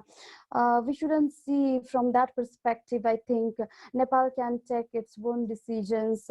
Yes, China's influence is high in Nepal, but it's not just in Nepal. We need to see China's global rise. Its influence is not just limited within Nepal. As an immediate neighbor, we have some sort of influence, but its influence is equal in other South Asian nations as well. So we need to see from that perspective. I feel like that. So when Indian major army chief, when mentioned about China's role, like indirectly, so there was like a lot of public support came to Oli government. It's true, like it's not just a matter of KP Sharma Oli led government. Our previous speaker Smita was mentioning about this. Yes, a lot of internal matter is going on in Nepal, like political drama and everything. We also fear about political instability and everything. But it's not just about KP Oli's leadership. I feel like if there was any other leader, like be it like Pushpa Kamal Dahal Prachanda or even Nepali Congress President Sher Bahadur Deuba, and the situation would be same, because it's not just a decision of KP Oli's or it's not just his unilateral act, because he is supported by even the opposition parties, even the Madhya-based parties who were agitating in the past. For now, they are in the support. They voted for the constitution amendment. So we should see this as a national consensus. It's not just about KP Sharma Oli. And another thing I would like to add about the China factor. Once again, the way the Indian media is like creating a sort of narrative which is totally baseless. They are just before 2 or 3 days, a retired Indian major with over 1 million followers was directly blaming or alleging the Chinese ambassador to Nepal for being behind all of these political changes, or the scenario where the country has come up with a new political map. So which is totally baseless, you know. So the role that media plays is very important, I think, in creating a certain type of narrative among general public as well, because it can shape, it can give a direction to the bilateral relationship between the two countries, rather than being provocative or rather than instigating hatred or sort of bitterness among the general public. I think that's very important. And the next thing is, of course, the time and context is very important. We are reeling under the humanitarian crisis. It's all over the world, not just India, not just Nepal, but when India took this timing to inaugurate the road, then obviously Nepal had to take some action. I mean, to say Nepal had to come up with a new decision because there was a lot of public pressure. So we need to see the timing as well, as we are reeling, like as we are battling the pandemic. If the dialogues cannot be done now, then when? We cannot wait for a long time. Every single day is precious, I feel. So in Nepal has repeatedly called for dialogue, like few times already. Even India has not accepted the report of EPZ group, or they have like put a lot of effort, a lot of time, a lot of energy and expertise on it. The experts from both the sides have agreed. So I think it's high time to consider that report. There are a lot of rooms for discussion, obviously, but at least they should be on the table. So I don't understand why India is rejecting to talk. You know, it's giving the signals that it's not ready at all to talk about those disputed issues. We talk about like good friendship, special friendship, unique friendship, but when it comes for the revision, there is no any space left from the Indian side. Just before a few days, our foreign minister also briefed the same thing here, that despite of repeated calls, India is not ready to sit for talks. So I think this would be the immediate solution would be dialogue. Obviously, everyone agrees on that, but at the same time, we shouldn't forget that this is one issue, but it can lead to several other issues, several other disputes in the future as well. So rather than waiting, we can even have the virtual conversation, virtual dialogue. The foreign secretary level meeting has not been held. So even it can be done virtually, because we never know when the lockdown will be over. So it's very important to have that. And while we talk about recommendations, obviously there is a trade deficit for now. So rebuilding trust is very important. I think we should respect each other's sovereignty, territorial integrity, because no nation is small or big. I think we are on equal footing. Also, this EPZ report, it should be considered. And the next thing is, obviously, to both the sides should agree to maintain the status quo. And I think it's the right time, it's the favorable environment when things are heated up to discuss. And leaving beside the China factor, because Nepal is doing all these things that it wants to protect its own sovereignty and territorial integrity, not by the influence of any other external forces or even China. And China shouldn't be like seen as a threat between Nepal or India, between Nepal-India relations. It shouldn't be seen as a threat. It's rising globally, so it should be taken normally that its influence is increasing in the whole world, in the South Asian region, and as an immediate neighbor to Nepal. But it doesn't mean that it is meddling up with our internal politics or our Nepal-India relations or anything like that. So I think many of the speakers have already mentioned so many things, so I don't want to repeat much. So I'd like to end on this. So dialogue is the most important thing for now. So I'd like to ask the experts actually, because they can answer us well, like what could be other solutions beside this. So thank you so much.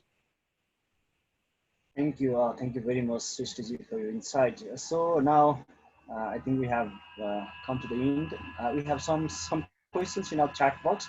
Maybe like I can read it for you. And what we can do is, I think there is some questions specifically to Nayanima ma'am.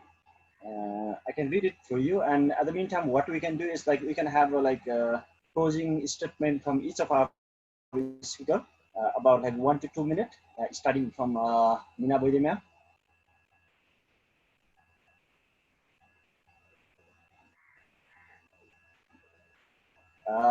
Meena ma'am.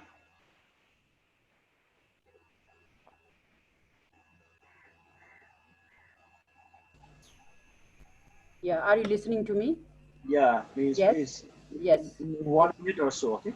Yes. Thank you. Many pertinent ideas and knowledges have already come up. Professor Sangeeta, I agree with your view. The relationship between the nations should not change with the change of the government, because as we know, we do not work for the day of the government. We work for the sovereign people for both of the countries in course of our relationship between the nations. And that is how we institutionalize the people-to-people relations of Nepal and India ever. With regard to your open border has also created opportunities for both of the people from both of the countries. So far it is concerned, we have to go with their sufferings as well in the border area for the people from both of the countries, how they are suffering from security deficits. And to go with this, recently the COVID-19 pandemic has really shown and taught us how unregulated and open border could threaten the survival and the livelihood of the people in border areas of both of the nations. Now, coming to Madam Basu, you are quite right, and I agree with your views that gone are the days when Nepal used to be called a yam between two boulders. Now the concept has been totally changed, that now it has been a vibrant bridge. Nepal is now a vibrant bridge and a very important and a strategically important locations globally. With respect and dignity, Nepal-India go for the dialogues that is based on mutual understandings and the mutual respect for each other. So why to take it as a Pandora box? Tensions could rise, so far we think, or both tension could rise from both of the sides, but ultimately it also will be for the best, as the incident has opened up more avenues for discussions on the days ahead. Now, coming to my last lines, the territorial integrity comes as at the top of national agenda. And so respect for each other's independence, sovereignty, and the territorial integrity, the respect and the understand each other's major concerns is the reality of Nepal-India relations today. No matter whether big or small, the countries are both adhere to the principle of peaceful coexistence, non-intervention, and develop friendly cooperation on the basis of equality and the mutual benefits.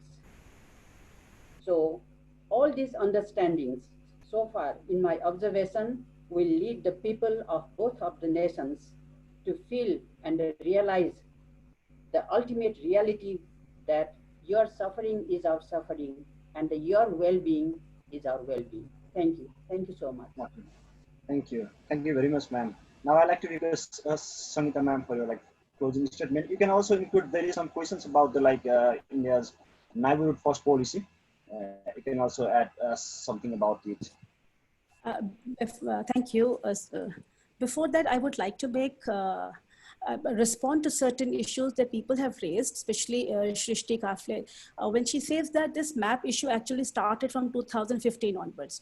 No, it's not that. Nepal raised for the first time this issue of Kalapani in 1996, when Mahakali agreement was signed. In the agreement, there was the preamble itself, it was written, in certain places, the river is a border issue. So that this Mahakali treaty was being discussed by CP and UML. But when the treaty was signed, by that time, Nepali Congress, led by Sher Bahadur Dioba, came to power. Okay. Now, from Indian side, the stand was that there should be all party consensus while the treaty is being signed. But CP and UML that time said, well, they were shown a different draft, but the treaty that inside has a different text altogether. Nepali Congress and Rashtra Prajatantra Party, because Pashupar Shamsher Rana was the water minister at that time, they told the CP and UML not to politicize the issue. So if there are statements saying that it was a domestic matter of Nepal. After that, Kalapani issue was raised. In 2015, when Prime Minister Modi goes to China and an agreement is signed on the Lippo Lake as a border point, but it was not for the first time Lippo Lake was being used. Lippo Lake has been used since 1947 as a border, the Bhotias and the Rang community has been using it for trade purposes. In 1954, the agreement was signed between India and China when it was identified as a border trade point. In 1981 onwards, Ministry of External Affairs has been sending yatris for Kailash Mansarovar through Lippo Lake. How is it suddenly in 2015, Nepal thinks of Lippo Lake, and not only Lippo Lake, then it brings Limpiadura to it. So this is not something, very innocent that happened.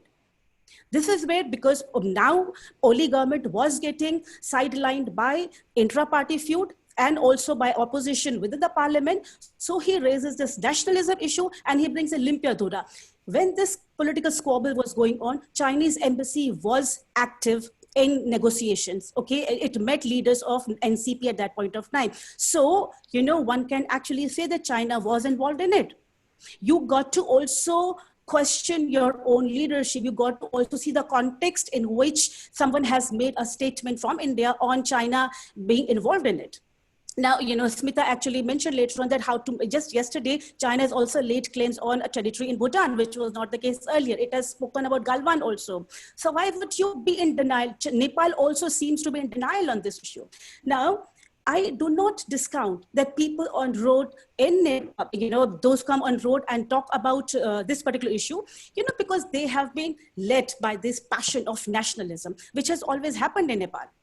It's very easy to rouse Nepalese on nationalism issue. When I say Nepalese, I'm very clear, I'm talking only about Kathmandu. But when I say Rotedi ka Rishta, okay, now look at, you got to hear the voices of Rang community or people living in the Byas Valley from India as well as Nepal. Byas Valley has 9 villages, out of which 7 are in India. After 1815 treaty, 2 villages, Tinker and Changru, they went to Nepal. What are their voices? Do people know about it? Are they happy with it? If any kind of discussion takes place, the voice of those people in the border community should also be taken into consideration. However, when we say about it is, or social-cultural linkages, I say it is more than border people. It is the people of the 2 countries. And this is where I would say, that people-centered approach is equally important. However, political actors tend to deny those voices also. That is where our responsibility is. How do we forge those kind of alliances? Should we be very nationalistic? I mean, I have people from the panel, Smita and others, who are questioning their own government. I do not see that happening from the other side.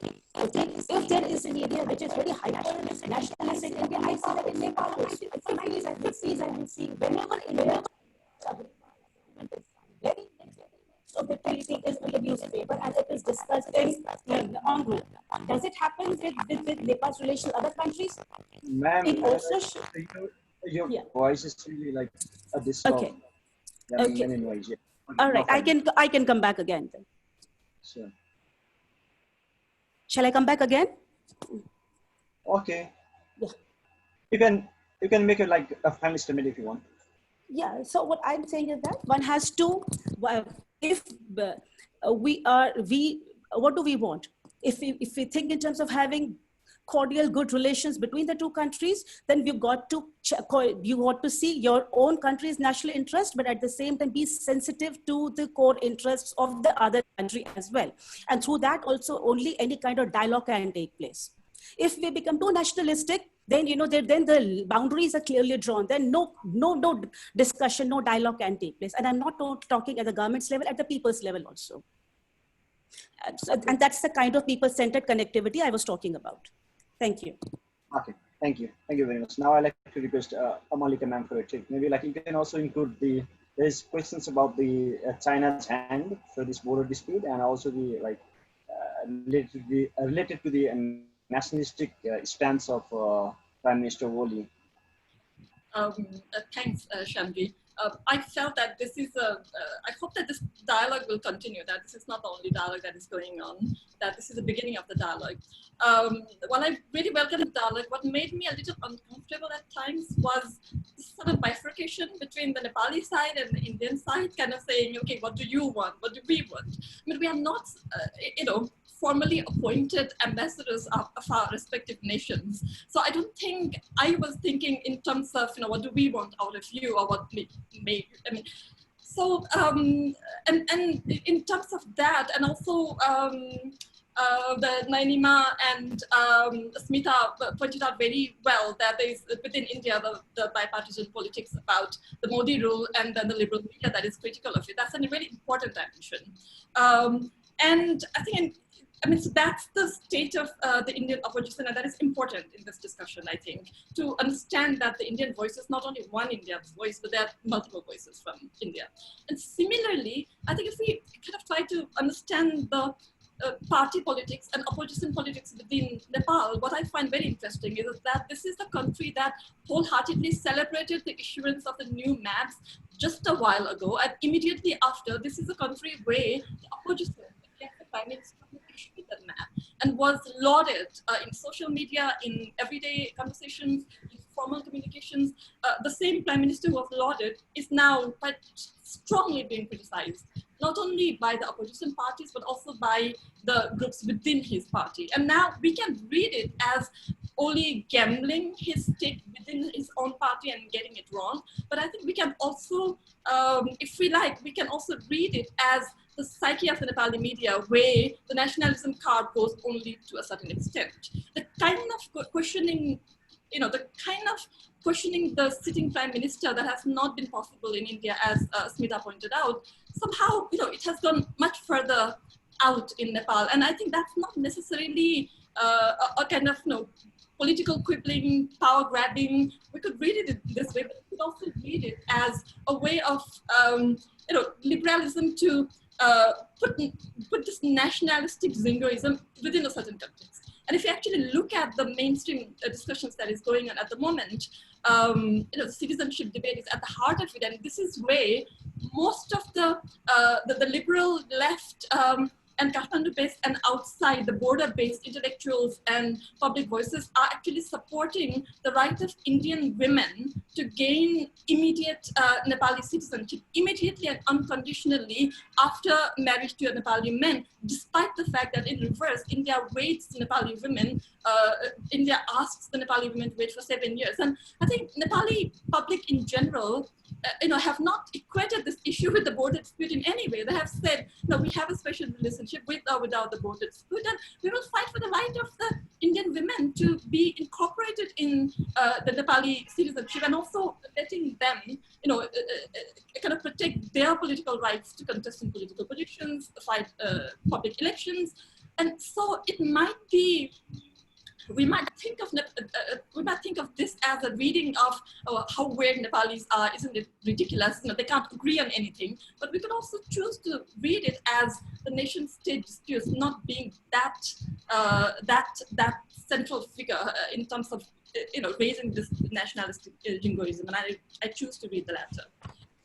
The second point I wanted to make is China part, and I feel that sometimes there's this kind of public amnesia, especially within journalism, to say that China has become a new reality, it has become so active in Nepal. Nepal is in denial that, or is unaware that Chinese embassy has been active. I mean, for anybody who has followed the role of China in Nepal, after the time of the Sugoli Treaty 2 centuries ago, but also in the 1940s with the episode of Tibet annexation, in the 60s in the context of India-China war, the Chinese embassy was so much more active there.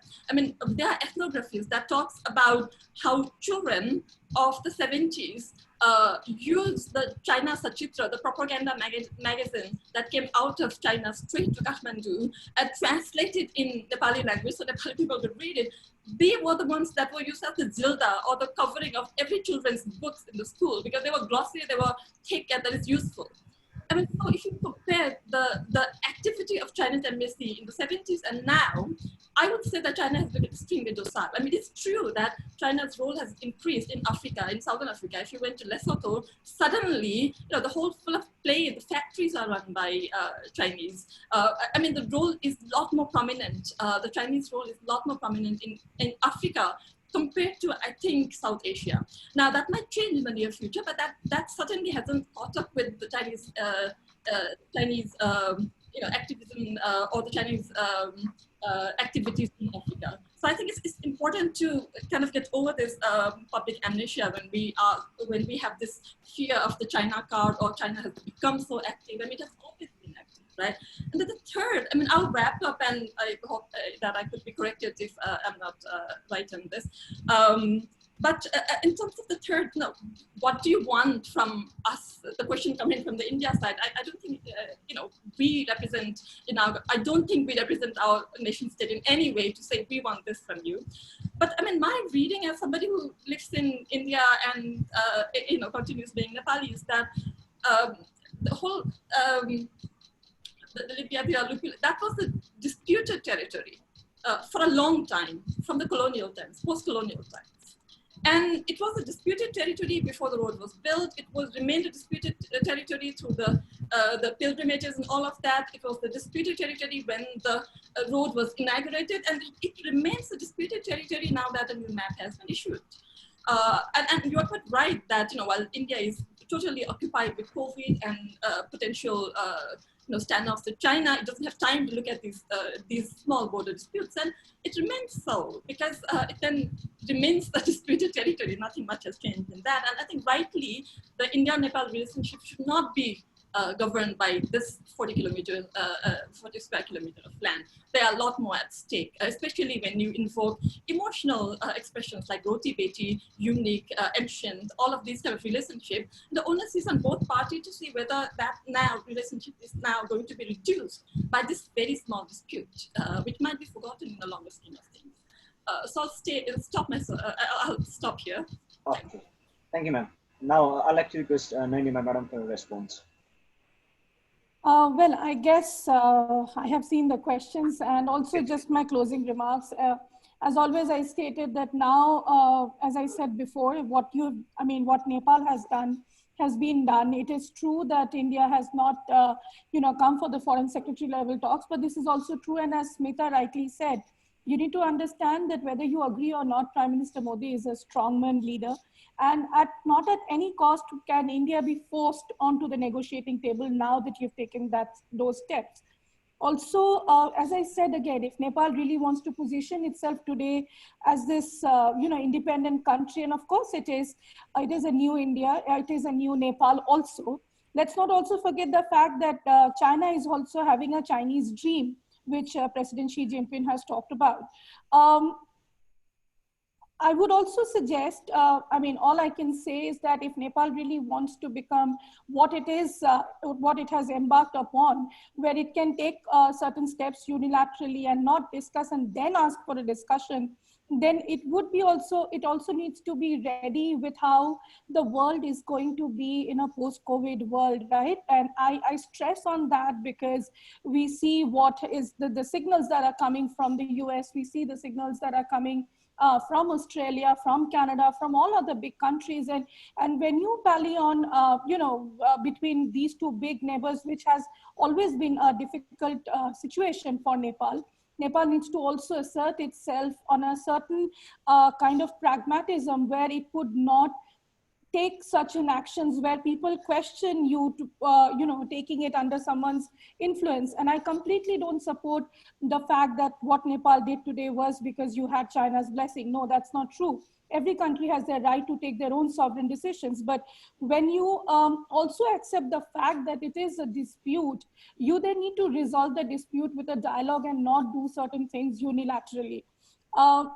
But then again, as I said, that you have done what you had to, but then you really need to now sit and ponder upon as to what you need to do next. What is the way forward that Nepal wants to decide for itself? What is the path that you are, selecting for yourself? For India, yes, it is a big country. It has its own set of several issues. And not just because it's a big country, every country today has their own set of issues. We have a pandemic staring upon us that will also bring a lot of economic difficulties for countries across the world. But it is also true that this is another world where you have a US that is now going to change again, probably with maybe President Trump not coming back or probably coming back. Then you also have this Indo-Pacific, alliances that is also taking place. So taking all this into account, if Nepal really wants to be this power that it wants to be, then it needs to take certain strategic decisions upright. And if you really think, you can take India head on or may not, or you want a dialogue, you need to also understand that we are neighbors end of the day. Yes, you have a problem with the fact that why do we, India calls itself the big brother, we are not the younger brother. I do not agree to the roti beti thing. I understand, maybe there are issues with it, but then you do not change your neighbors, right? You cannot change the geography. So if you cannot change the geography and you still accept the fact, being Nepal, and I say this as you and me because yes, it is because Nepal wants to be seen as this independent country now that has its own sovereign rights. It always has been. It has been a historic mistake, I would say, for India to constantly think of Nepal as its own, but then that happened because of the strong people-to-people linkages and open borders, and the fact that Nepali citizens are given the equal rights as Indian citizens as per the 1950 Treaty of Friendship. If today Nepal is trying to disown all that and not agree to that, then then I would suggest that Nepal can even walk out of the Treaty of Friendship. Is that what Nepal wants? Now, these are the questions that are unanswered, and I'm nobody to answer that. That's for the political leadership on both sides to decide. But then today, the question that arises is that if you think you can unilaterally go ahead and change the map and also to amend the constitution, and if the kind of language that Prime Minister Oli especially is using against India, against India's national emblem and many other things, this is not going to really go down well in the history pages. Also, when the future will come back to haunt you. And that's going to haunt India as well, because yes, India has issues on the pandemic. Yes, India has several other issues, but it could have definitely found some time to discuss, at least initiate a dialogue with Nepal, which is another strategic mistake that India has done, and India has to definitely pay a price for that. Having said that, I would again urge the fact that Nepal leadership, whichever leadership comes in or stays, even for India, maybe this is the time to really relook at the relationship, review the relationship, because if Nepal really doesn't want to see India as this big brother and has problem and issues with all of that, then what is it that you're wanting to do? Because gone are the days really when you can, even for India, gone are the days when you can say that, we are non-aligned. Nobody is non-aligned today. So basically, again, the question is Nepal has to now think, what is it that I want to become, and what is it, the path that it wants to select for itself. That's my brief point. Thanks a lot. Thank you. Thank you very much. Now, Shivanee, ma'am, your final take, very, very briefly, please. Yeah, I'll try to be very brief, as brief as possible, and going largely by what Nayanima ji just said. Yes, Nepal, it is the time very right and I believe for Nepal to define its position now in terms of the bilateral relations or its diplomatic position. But just narrowing down to Nepal-India relationship, I think it's all about, at the end, it's all about what you want out of this relationship, where you want to see this as, and what you want out of this dispute. And the longer you prolong this bitterness, lingering at the people's level, I stress that, the more damaging it is going to be. And people at all levels of both these sides know this very, very well. And if both sides have their claim, and if each side feels strongly about their respective claims, the question is what the public wants to know. Why not come to the table and lay the evidences and the facts and the claims that you have and sort things out? There have been historical evidences when disputes of this kind have been mutually sorted. And not that Nepal has not made a series of efforts which apparently and evidently have gone all in vain. And in bilateral relations, it's not just about the interest of one side that matters. The gamut of the problem at the moment certainly is in acknowledging Nepal, or in Nepal trying to improvise its foreign policy, its bilateral, its strategic status as to be treated or acknowledged as an equal, regardless of its geographical and economic size. So at the end, it's certainly about intent and will. Thank you. Thank you. Thank you, ma'am. Now I'd like to request Smita madam for your final thoughts. I see a lot of, in fact, your audience here, Nibedan, Vaidya, and somebody called Bibha also. They've been commenting a lot of questions and saying that why are Indians loud-tempered? Well, we are called the argumentative Indians, unfortunately, and I agree, yes, we are loud-tempered, and which is why channels like Republic or at Times Now have a certain sizable audience. Unfortunately, I was in TV for 15 years myself. I haven't watched television channels for more than 3 years now in India. But, always take them also with a pinch of salt, because if you look at a Global Times today, if everything that Global Times is putting on social media, if we start hyperventilating, I mean, it's not like everything that it's putting out is actually coming as a diktat from Beijing. So similarly, when you see these, Indian anchors wearing flag jackets talking about war, remember, they're just largely playing theatrics to gain TRPs. It's not really something, an official diktat that's coming. More often than not, they actually complicate the lives of policy makers and also of intelligence and security officials. Just 2-3 quick, in fact, specific response. I disagree with Mallika when she says that the rise of China in South Asia is not a new phenomena. I think their presence today is way more visible, stronger. Nayanima pointed out through that dream of 2049 as sort of spoken about by Xi Jinping. And when you look at, for understanding India's fears, it's not just the 1962 baggage, which of course has overshadowed the way India looks at every country when it comes to, the China question. There's the Gwadar port issue, there's Hambantota, there is that strategic infrastructure building under BRI. In fact, the good side of the story that we haven't actually spoken about today is that if you look at the past 4-5 years, there's been a certain sense of consistency that's finally come into the India-Nepal infrastructure building, which was lacking for many decades now. For the longest, India has been accused of being very slow, that India may have had the right intentions, but it has been very slow when it comes to delivering on its promises, despite being the bigger neighbor. That's an area where I've actually seen substantive progress, be it in terms of the railway lines that you're talking about today, or the proposed inland waterways. You have the ICPs that have come up, the cargo systems that have developed. Whereas a lot of projects under BRI today haven't actually taken off or been delivered, that needs to be questioned. So that's one area where I think India and Nepal need to continue to build on, that regardless of where and how this dispute today plays out, that that level of technical cooperation on, on building schools, on infrastructure that needs to go on. And that's very crucial to continue with this, because as far as this situation is concerned, look, I mean, Rajnath Singh inaugurating that road in Lipilek, I really don't think it was about a point scoring with Kathmandu. Frankly, I thought that even a lot of people in the foreign ministry here were taken aback. It was more to do with Rajnath Singh's own, in fact, sort of image building or domestic point scoring, keeping in mind the religious aspects to the Kailash Mansarovar Yatra. So for now, of course, while there will be no direct dialogue, is my sense, there should be a dialogue. I'm all for dialogue. I'm all for Jaw compared to war.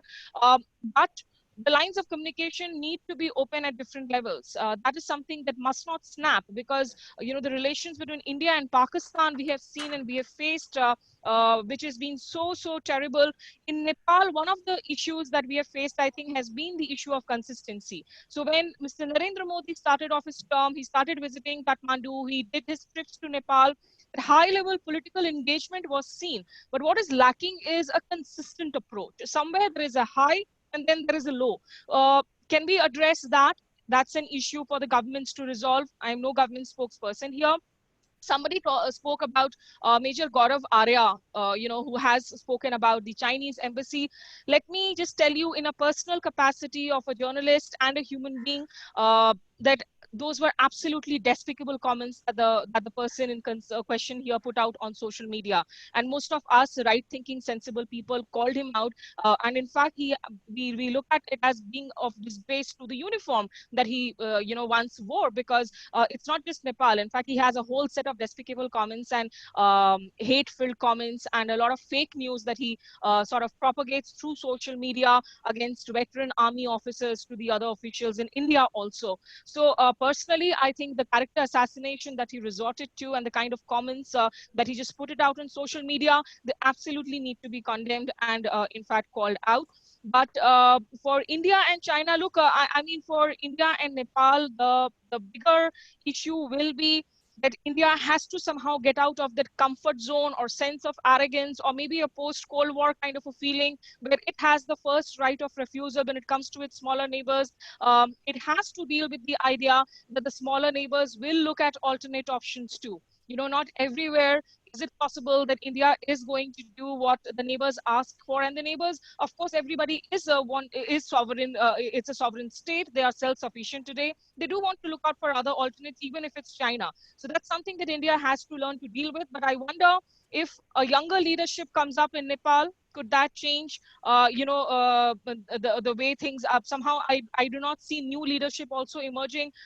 If there was a woman leader in India, if there was a woman leader in Nepal, in the capacities of prime ministers, would they have actually gone ahead with the kind of, if I may use the word, the sort of nationalism and jingoism that we are seeing today on this border issue is something I don't know. Looking at this panel of women, maybe they could have dealt with it a little more sensibly. But there has to be a dialogue. But for now, I think there's going to be a stalemate of sorts for the next few months as far as this particular issue is concerned. New Delhi will possibly, wait and watch it out to see how the internal dynamics also play out in Nepal at this point in time. Thank you, ma'am. Thank you very much. Now I'd like to request Shristi for your final thoughts.